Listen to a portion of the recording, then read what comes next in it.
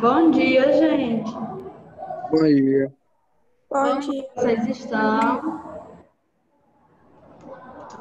Deixa eu passar aqui. Bem,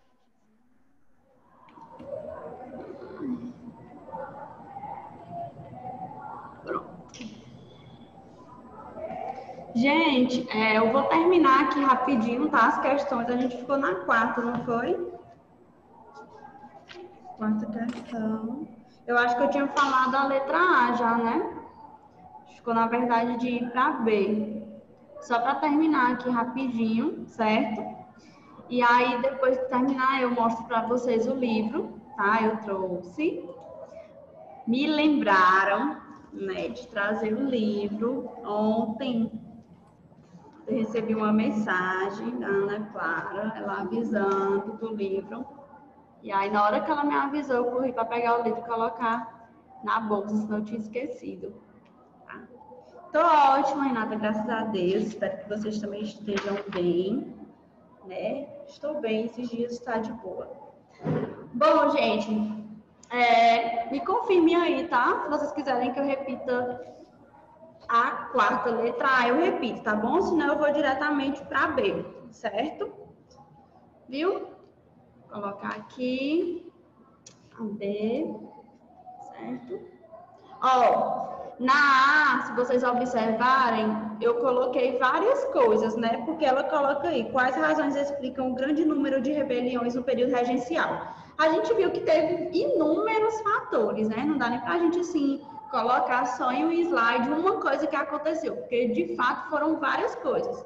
A gente viu que essas populações, basicamente as que se rebelavam contra o governo, eles estavam descontentes com várias coisas atuantes, né, do governo, como também por não serem vistos por esse Estado, tá bom? Então, eles começam a se rebelar, principalmente as classes menos favoráveis. A gente vai observar que a maioria das rebeliões, elas são realizadas por pessoas que não são bem vistas ou que não são olhadas pelo governo, certo? E é os que mais precisavam, de fato, serem vistos pelo governo, tá bom? Que são o quê? Os pobres, os escravizados, os indígenas, né? A elite, ela se rebela quando ela quer aumentar o seu privilégio, tá bom? Não é que ela não tenha, mas ela quer ter mais poder, como a gente viu na Farroupilha, tá bom, gente? E na cabanagem também. Era uma questão de política, certo? Quando a elite participa. Ou é política ou é economia, tá bom? Não é nem a questão básica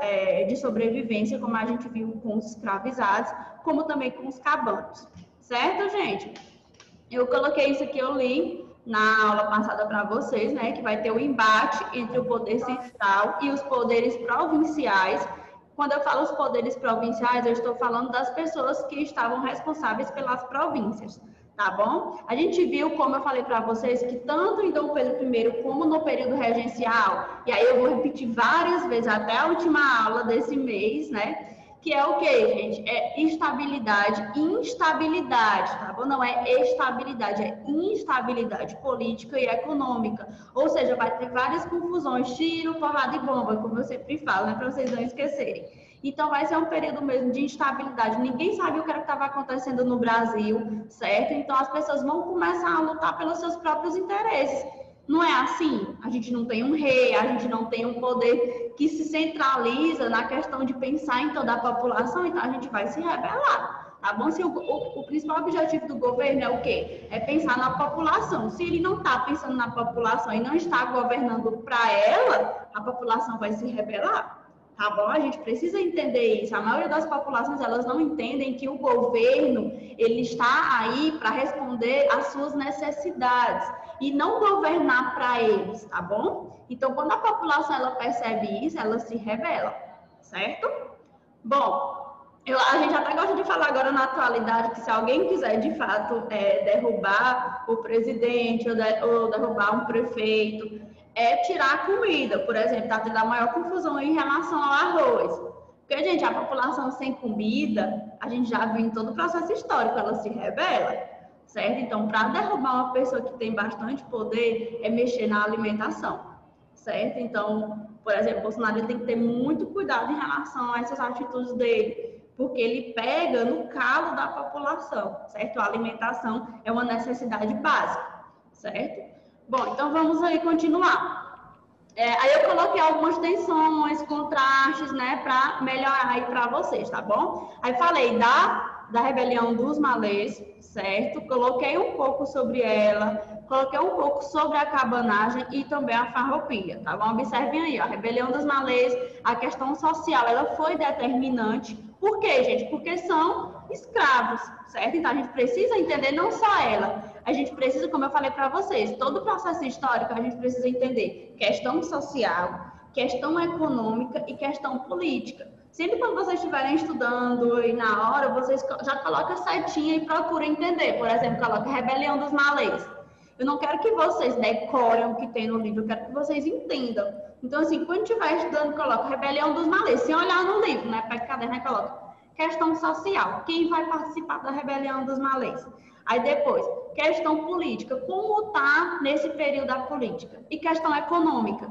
Por exemplo, se são escravos, gente, como é a economia dessas pessoas, né? Então, a gente precisa entender esse processo, tá bom? Então, eu coloquei a rebelião dos malês, a questão social ela vai ser determinante.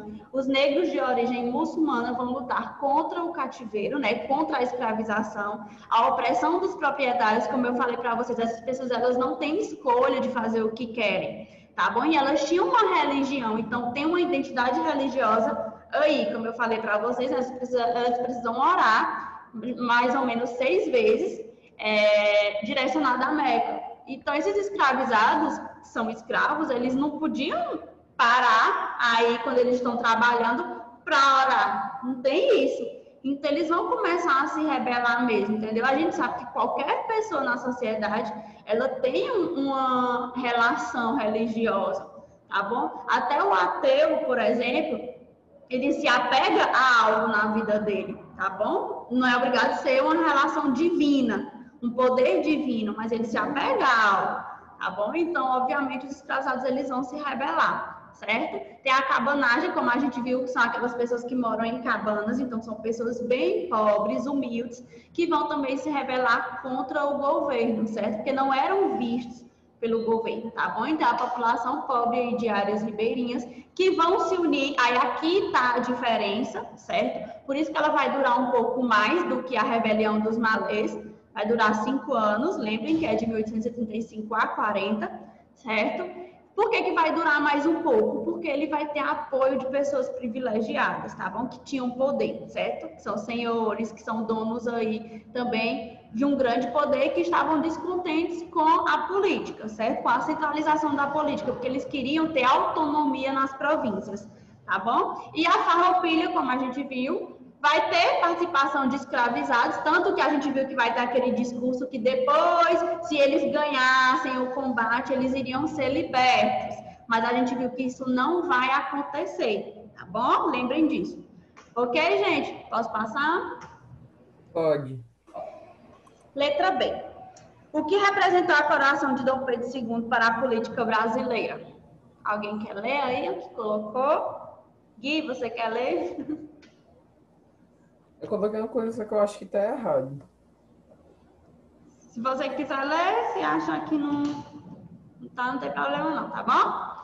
Ó, eu coloquei aí, após ser coroado imperador do Brasil, o Dom Pedro II ele vai promover uma série de reformas políticas no Império. Como a gente viu, o primeiro intuito de Dom Pedro II era o quê? Organizar a política. Lembrem, período regencial era uma instabilidade política. A gente viu que vai ser briga, né, entre vários grupos políticos. Tá bom? Lembre aí dos conservadores, dos liberais, dos restauradores, que vai acabar quando Dom Pedro I ele morre, tá bom? Lembrem aí, em 1834. Mas vai continuar 2 grupos políticos. Um que defendia a centralização do poder e outro que queria a descentralização do poder, ou seja, que as províncias tivessem mais autonomias entre elas, tá bom? Ou seja, que o governo não ficasse dando pitaco no que eles fazem, tá bom? Em suas regiões. Então, a gente viu que sempre vai ter essa guerra entre um grupo e outro. Então, Dom Pedro II, quando ele é coroado, ele já sabe, ele está nesse processo histórico, então ele já sabe como está essa guerra entre 2 grupos políticos. Então, ele vai tentar amenizar isso, certo? Então, a gente viu que entre elas vai ter a criação do cargo da presidência do Conselho de Ministros, que é exatamente isso, como a gente viu, né? O parlamentarismo às avessas, onde ele sempre vai colocar um grupo político e depois altera e coloca outro, certo? Que é o quê? Para amenizar essa instabilidade política, e ele acaba tendo um controle desses dois grupos políticos. Tá bom? Então, ao assumir o trono, Dom Pedro II, ele passou a exercer também o poder moderador, que é exatamente isso. Só que ele não diz, olha, gente, eu vou atuar aqui com o poder moderador que o meu pai fez lá na Constituição, certo? De 1924. Ele não vai falar isso, certo? Mas ele atua dessa forma, porque o poder moderador é exatamente isso, é ter o controle dos grupos políticos. Tá bom? Então, ele era quem escolhia quem vai ser esse responsável, tá bom? Esse primeiro-ministro, como a gente chama. Então, se ele decide quem é, obviamente ele está atuando com o poder moderador, gente. Só que ninguém percebe isso, tá bom? Bom, então, com essas medidas, o imperador ele institui um revezamento no poder entre os dois grupos políticos, como eu falei, e garante a estabilidade política durante o início aí do seu reinado. Tá bom, gente? Vai ficar aí o slide, depois quem quiser copiar, não tiver dado tempo, vocês copiam. Tá bom? Bom, gente, a gente vai falar um pouco sobre o Império do Café, certo? Para mim é um dos melhores temas aí do segundo reinado. Vai pegar o segundo reinado, certo? O aumento do Império do Café vai ser durante o período do segundo reinado. Tá bom, gente? Mas o legal do estudar o café é exatamente entrar de fato no assunto, mas o livro de vocês ele é bastante resumido. Gente, eu não tenho nada contra o livro de vocês, tá bom? Mas é porque ele é bastante resumido e eu fico querendo falar mais coisas. Oi. A senhora pode só voltar o slide para mim tirar a print? Ah, posso sim. Dá pra ver, deixa eu tirar a caixinha aqui de foto, que eu não sei se fica igual a foto de vocês. Pronto. Tem a teclinha no notebook ou no computador, não sei qual que tu tá, tem a teclazinha para tirar o print. Não, eu tenho um programa que tira. Ah. Porque aí depois tu só bota Ctrl V no Word, em qualquer um, aí sai a imagem da tela do computador. Tem aí print numa das teclas, geralmente é na parte superior do lado direito do notebook ou do computador. Pronto, pode passar. Pronto? Tirou? Tirei. Pronto. Deixa eu passar aqui. Bom, aí a gente vai falar sobre a questão do Império do Café. Como eu falei para vocês, é resumido, tá bom? No livro de vocês. O que vocês vão precisar entender nesse processo do café é que vai alterar, vai de um espaço da região para outro. Eu até coloquei aqui, até coloquei aqui para vocês, tem no livro de vocês também, tá bom? Então, quem quiser acompanhar aí, no meu livro é na página 241. Não sei se no livro de vocês é a mesma página, tá bom? Se vocês observarem, o café ele vai começar nessa parte laranja amarronzada, aqui na parte inferior da imagem, tá bom? Aqui onde tem Taubaté, só vocês lembrarem da gráfica de Taubaté. Vem aqui, ó, embaixo, o que é que eu vou lembrar? Oh, meu Deus. Valença, Vassoura, vocês podem observar aqui. Vocês estão vendo aqui? É esse laranja amarronzado, tá bom? Vai começar aí. Se vocês observarem no mapa, tá mostrando que vai ir para a parte superior, né? Vai se deslocar. Depois vai pegar essa região aí, ó, segunda fase, centro-norte de São Paulo. Então, ele vai subindo, tá bom? Depois vai para essa parte amarela aqui, que é o último estágio, tá? Do café, da produção do café, certo? Que vai ser o Novo Oeste Paulista. É isso que eu quero que vocês observem, tá bom? Que vai se deslocar. A produção do café, ele vai ser deslocado, certo? Da parte inferior aí, tá bom? E vai subindo. Então, o que eu quero que vocês observem é que a produção ela vai iniciar aí no Vale do Paraíba, tá bom? Que é essas regiões amarronzadas, laranja amarronzada, certo? Depois vai para a segunda fase e depois a terceira fase. Então, a gente vai entender por que ele se desloca, essa produção. Vocês sabem que uma produção, quando ele é de monocultura, né, em um momento, a terra ela vai enfraquecer. Certo? Por exemplo, eu estou produzindo em uma terra. Existe um limite territorial para a produção, certo? A gente não vai utilizar uma província todinha para produzir um alimento, certo? Então, tem um limite Depois que eles pegam esse alimento, depois que ele é produzido, o solo em determinado período ele vai ficar fraco. E aí não tem como eu produzir outro alimento aí ou fazer essa produção rápida. Mesmo que consiga produzir, esse alimento ele vai vir de forma enfraquecida, certo? Ele vai enfraquecer com o tempo. Ele não vai ter mais o poder que ele tem, aquele alimento. Ele não vai vir bom como ele vinha antes, certo? Então, a gente vai observar por que vai ser alterada essas regiões. Tá bom, gente? Eu trouxe o livro para vocês de rugendas, que eu tinha falado para vocês, mas eu vou fazer assim, eu vou deixar ele aqui na escola, tá? E aí na próxima aula, porque a gente vai começar o período do café. No tema 4, que a gente vai trabalhar os indígenas, os escravizados, eu vou mostrar para vocês as imagens, tá bom? Mas eu já vou deixar ele aqui na escola, que é amanhã, na nossa próxima aula, certo? E a gente fala sobre ele. A gente vai observar que no livro, tanto no livro de vocês, como eu coloquei poucos slides em relação ao café, por o livro de vocês ser bastante resumido.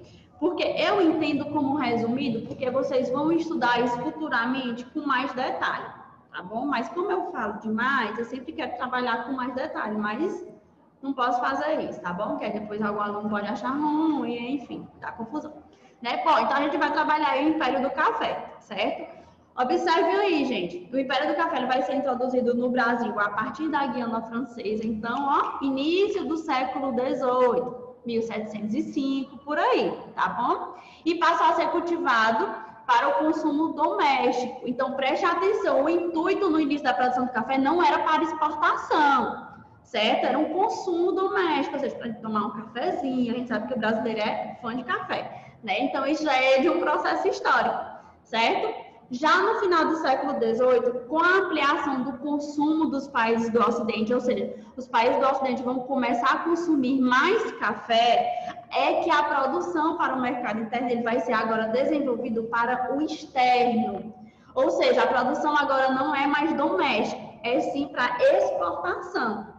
A gente sabe que para ter uma produção externa, primeiro, tem que ter grande mão de obra, não é? Muitas pessoas para trabalhar, como também uma região com suporte para isso. Como eu falei para vocês, como é uma produção de monocultura, tem que ter um espaço propício para isso e é só aquele alimento, certo? Então, preste atenção aí, porque isso vai ser um fator importante para depois se deslocar para outra região, tá bom? Bom, então, durante essa produção de exportação, a gente vai ver que a expansão ocorreu devido à abundância de terras, ou seja, inicialmente tinha bastante terra para produzir café, certo? A disponibilidade da mão de obra barata. Quem vai ser a mão de obra barata aqui, gente? Quem era a mão de obra durante esse período no Brasil?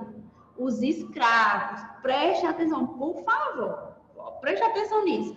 Por quê, professora? Porque depois a gente vai ver que isso vai diminuir. Porque a gente vai ver que a Inglaterra ela vai começar a romper com o tráfico de escravos, certo? Isso vai gerar o quê, gente? Escravos, geralmente, eles ficavam... período assim, de sobrevivência de um escravo era de 30 a 35 anos, tá bom? Se não tem mais um tráfico de escravos, em um momento vai acabar os africanos no Brasil, não vai? Vai acabar, se não tá tendo mais um tráfico de escravos, gente. Essas pessoas só sobrevivem basicamente até 35 anos, então vai diminuir essa mão de obra, certo? Então isso gera um bastante conflito para esses senhores, tá bom? Então, por favor, preste atenção no que eu estou falando para vocês. Então, primeiramente, por que vai acontecer aí essa produção externa? Porque tinha terra, tá bom? Tinha mão de obra barata, que vão ser os escravizados, os africanos que vêm para o Brasil, tá bom? Como mão de obra, certo? E condições climáticas favoráveis. Então, preste atenção. Aqui, eu estou falando que vai começar primeiro nessa região aqui, tá bom? Esse laranja amarronzado. Essa parte aqui, entende? Tá? Bom, até 1860 a produção para exportação ela teve como centro, então prestem atenção, Vale do Paraíba, como eu falei para vocês, essa parte amarronzada aqui, tá bom? Observem aí, Vale do Paraíba, certo? São Paulo aí, tá bom, gente? E se baseou na grande propriedade de monocultura e mão de obra escrava, como eu falei para vocês, são os escravizados que vão trabalhar, certo? Bom, no segundo reinado, o café já era o principal produto da economia do país, representando 40% das exportações e mais da metade da produção mundial. Então, preste atenção aí como o café vai ser né, um importante alimento, certo? Aqui no Brasil durante esse período. Tá bom, gente? Posso passar? Nenhuma dúvida? Pode passar. Posso? Bom, então vamos aí. Café no Oeste Paulista. Agora a gente vai ver que vai se deslocar. Estou falando bem devagarzinho, que é para vocês entenderem. Ele vai se deslocar desse laranja amarronzado para essa parte amarela aqui. Tá bom? Vocês estão vendo aí? Então, né? Ele vai se deslocar aí para essa região amarelada. Certo? Bom, então o sistema extensivo de produção causou, por conta do sistema ser grande, muita produção, precisar de bastante produção, certo? A gente viu aí que vai ter regiões que vão precisar, que vão querer, certo? Essa produção de café. Então, vai aumentar esse sistema econômico, mas, gente, como eu falei para vocês, se tem bastante produção, em um momento o solo ele vai enfraquecer. Ou seja, ele não vai mais gerar tanta produção como antes. Tá bom? A terra começa a ficar fraca, aquela terra tem que respirar durante um momento, tá bom? Senão ela não vai conseguir produzir nenhum alimento, tá bom? Então, imaginem assim, tem essa região bem aqui de areia, tá bom?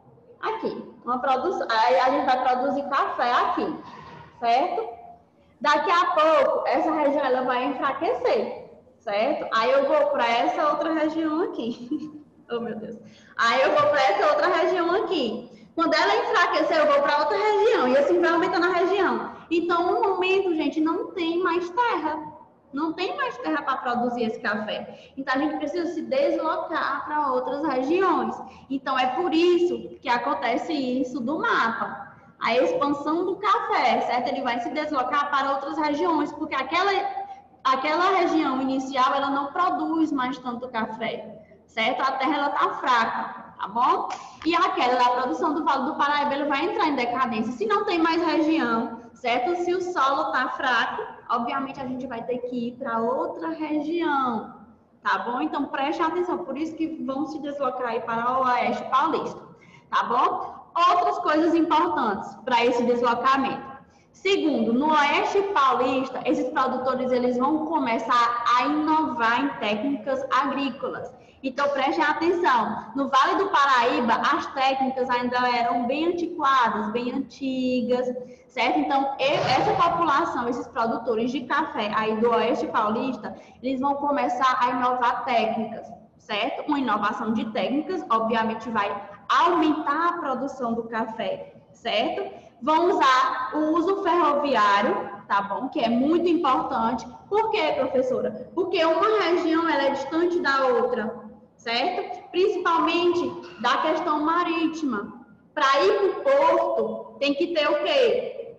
Alguma coisa que leve esses cafés para o porto. Lembrem que a produção era para exportação. Então, a gente precisa levar esses produtos, esses cafés, para o porto. Então, assim vai ser construídos ferrovias, tá bom? Então, por isso que eles vão começar a se deslocar para o Oeste Paulista. Então, a partir de 1860, o Vale do Paraíba vai entrar em decadência, tá bom? E o novo centro de produção do café vai ser o Oeste Paulista, aí a partir de 1870. Tá bom, gente? Os cafeicultores dessa região, eles eram empresários capitalistas, então eles vão investir nesses recursos, então eles vão produzir mais, eles vão começar a construir ferrovias, casas de exportação, então isso vai levar que o Vale do Paraíba comece a enfraquecer e o Oeste Paulista comece a aumentar. Então, já que aumenta, já que tem melhoria, já que tem novas técnicas, as pessoas começam a ir para o Oeste Paulista, tá bom, gente? Então, muitos representantes dessa burguesia cafeeira ficavam nas cidades e participavam ativamente da vida política do país. Então, prestem atenção, se eles estão relacionados à política, obviamente eles vão falar aí com Dom Pedro II, vão dizer, olha, que é melhor para produzir café, o café está trazendo uma economia boa para o Brasil. Então, o Vale do Paraíba começa a ser esquecido por conta de todos esses pontos que eu falei e o Oeste Paulista começa a ser o maior produtor de café no Brasil, tá bom? A partir de 1870. Tranquilo, gente? Tranquilo? Sim. Pronto.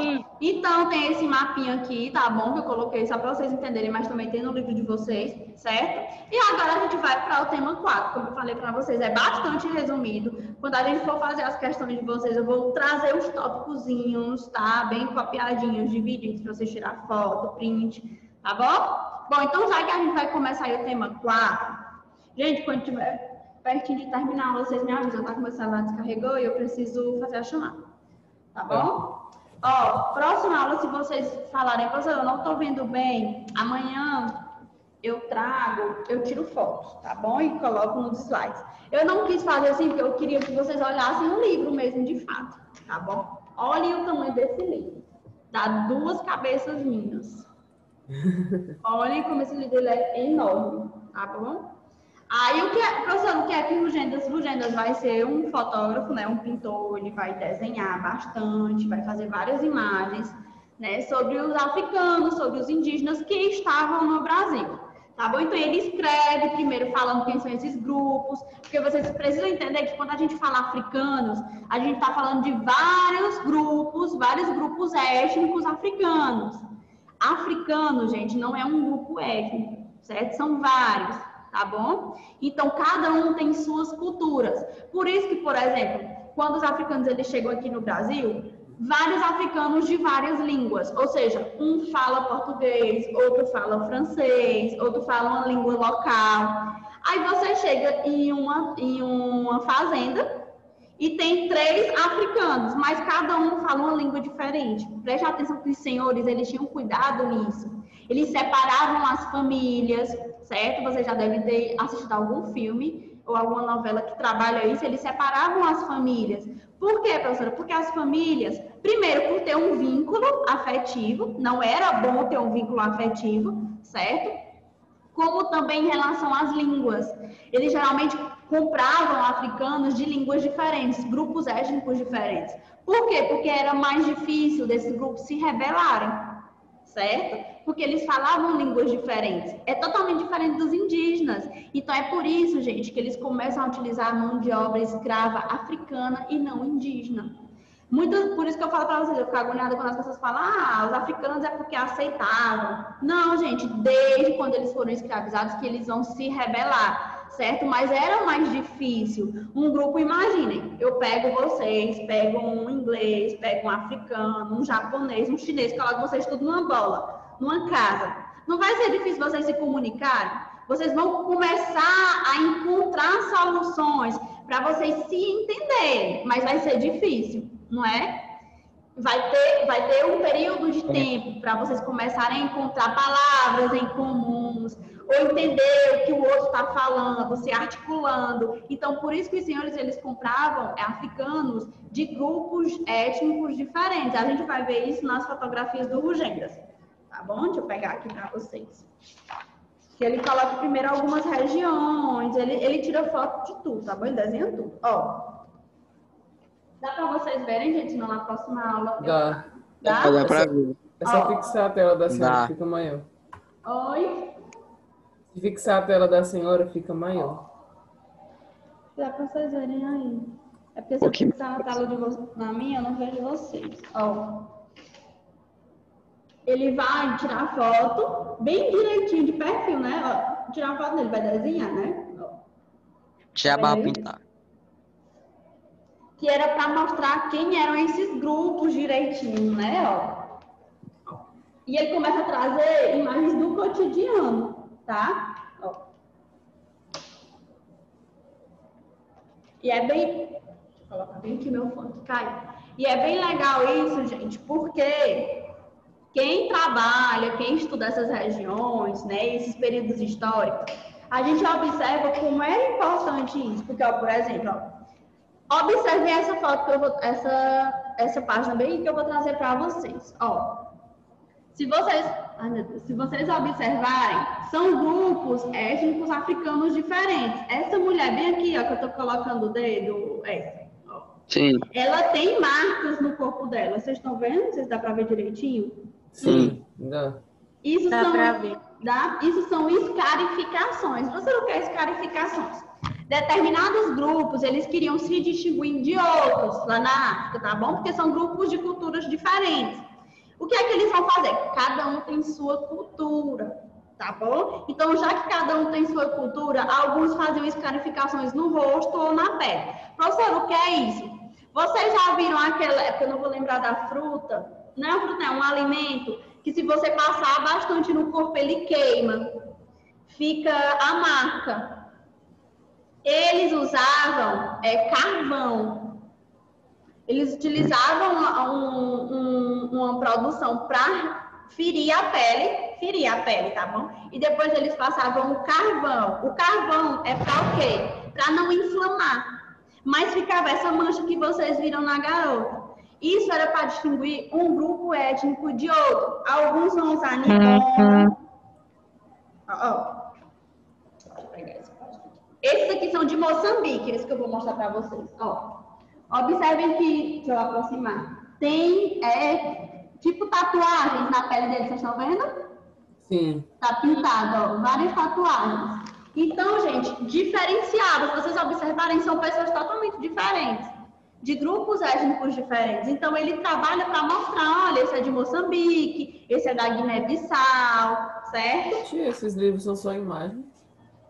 São só imagens. Tem um texto, mas é explicando sobre o que ele está falando, entendeu? Ele escreve dizendo, olha, eu vou mostrar esses grupos étnicos, aí começa a falar sobre eles. Se a gente tivesse na aula presencial, seria bem legal, né? De passar para vocês olharem direitinho, eu fazer grupo para vocês olharem, porque eu tenho vários livros, na verdade, que trabalham fotografias de africanos.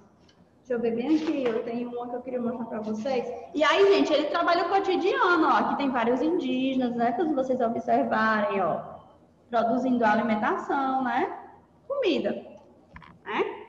Tem aqui eles matando o animal para comer, né? Então, observem que ele está fazendo imagens do cotidiano dessas pessoas. O problema dessa obra de Rugendas é que ele traz, tipo, uma harmonia entre os senhores, entre os africanos. A gente sabe que não era assim, né? Então, ele acaba produzindo como se as pessoas vivessem de forma de boa. Vocês observarem, tem um senhor aqui, ó, bem vestido, ó. Tô passando aqui o dedo nele. Bem vestido, ele próximo, assim, como se estivessem conversando, né? Como se a vida fosse super de boa entre essas pessoas, e a gente sabe que não era bem. Tem uma aqui que é catequizando, a gente vai ver que vai haver o aldeamento, tem até aí no slide de vocês, ó, que eu vou explicar direitinho para vocês o que é o aldeamento. Mas era o que o aldeamento? Era basicamente para colocar o cristianismo, o catolicismo, né, para esses indígenas, era catequizar os indígenas. Tá bom? Então, isso vai se chamar de aldeamento. Eu vou explicar para vocês direitinho.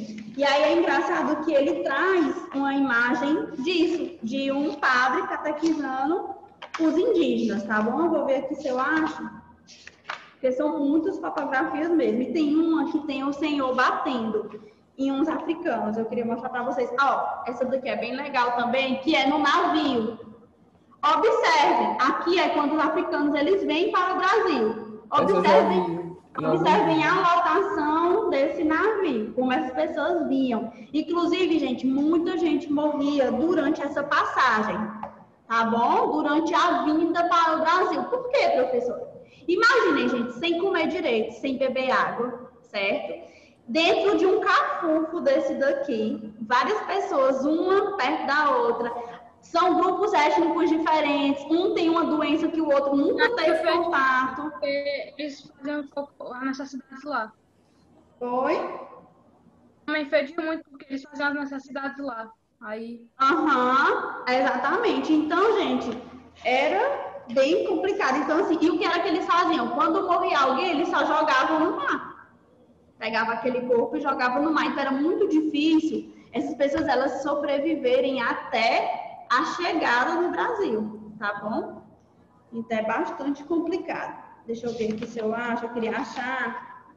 E que tem aqui tem eles produzindo, ó. Tá vendo? Trabalhando. Tem várias fotografias, o livro é bem legal mesmo, tá? Queria mostrar para vocês, tem eles dançando. Achei, ó. Tem eles sendo punidos. Observem aí, tá? Tem alguém aqui, ó. Cadê meu dedo? preso, tá bom? Apanhando. Esse daqui do canto já apanhou, né? A mãe tá segurando ele, ó. E tem um aqui em cima dele que vai apanhar, tá? Que ele tá em desespero, observe. Ele tá vendo o outro sendo chicoteado. Aqui, geralmente, era alguém que se rebelou e foi pego, ou alguém que tentou fugir. Gente, existiam vários tipos de práticas contra os senhores. Eles envenenavam, certo? Eles, por exemplo, colocavam algum alimento dentro daquilo que estava sendo produzido para atrapalhar a produção. Alguns cometiam suicídio, tá bom? Outros matavam os próprios senhores, outros fugiam, tá bom? Então, observem, isso é forma de quê? De resistência, tá bom? Então, é complicado uma pessoa falar que essas pessoas nunca resistiram, né? Nunca lutaram contra a escravização. Tá bom, gente? Bom, eu vou fazer a chamada aqui, certo? Se vocês quiserem depois, é porque seria legal se eu mostrasse essas obras para vocês, né? Na aula presencial, mas como a gente não está tendo aula presencial, tem que ser dessa forma. Mas eu vou tirar algumas fotos e aí coloco no slide para a gente trabalhar a próxima aula, tá bom? É porque eu queria fazer assim, se sobrar uma aula depois de todo o assunto, eu ia pegar só uma aula só para a gente trabalhar a fotografia, tá bom? Seria bem legal, certo? Deixa eu ver aqui, hoje é 15. Ana Caroline. 15. Ana Clara. Ana Lívia. A Nádia. Antônio. Presente. Camille. Presente. Christian. Presente. Gabriel. Presente. Gisele. Tá na aula hoje, não? Guilherme. Tá Presente. Heitor. Presente. Yasmin. Presente. José Vitor. Caio Vitor. Maria Clara. Maria Eduarda. Maísa. Hoje não. Otto. Vitor Augusto. Yasmin Barros. Vitor Augusto presente.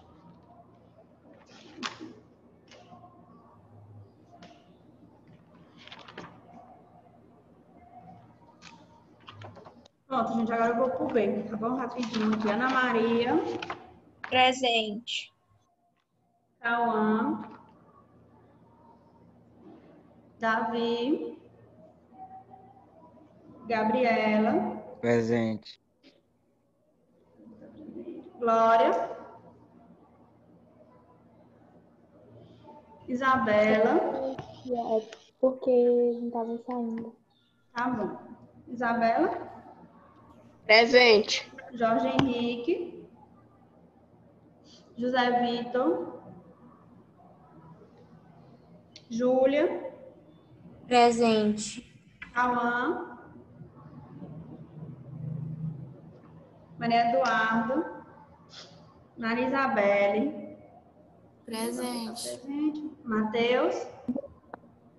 Milena. Presente. Raimundo, tá presente, Presente. né? Renata também. Ronald. Presente. Sofia.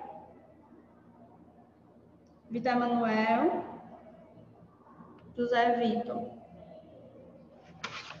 Pronto, gente. Aí na próxima aula eu vou trabalhar o quarto tema, tá bom? Com vocês. Amanhã. Aí eu trago algumas imagens, tá bom? Que eu não sei se vai dar tempo da gente É concluir. para fazer esse dever do tema 3, da página 244? Não, deixa pra gente fazer igual a gente fez com o 1 e o 2, tá bom? Quando a gente terminar o tema 4, aí a gente já responde. É porque é só para vocês terem uma noção se vocês captaram direitinho o assunto, tá bom? Aí depois do tema 4 é que tem questões sobre o tema 3 e o tema 4, tá bom? E a gente já faz tudo de uma vez. Tá bom, gente? Deu para ouvir, Renata, tá bom? Gente, sobre a aula presencial, é só uma suposição, certo? E eu acho que não vai voltar. A gente já está no final do ano, é muito arriscado, certo? Eu acho que se for voltar é só para os meninos do terceiro ano, certo? Mas isso ainda é especulações, a gente ainda não teve uma reunião em relação a isso, tá bom? Então, eu estou trabalhando como se a aula fosse mesmo ao vivo. Tá bom, gente? Se voltar, a gente se adapta a outra realidade. Tá bom? Beijo, até amanhã. Se cuidem, bebam bastante água. Tchau, tia. Pensei que alguém queria falar alguma coisa. Tchau. Tchau. Tchau. Tchau.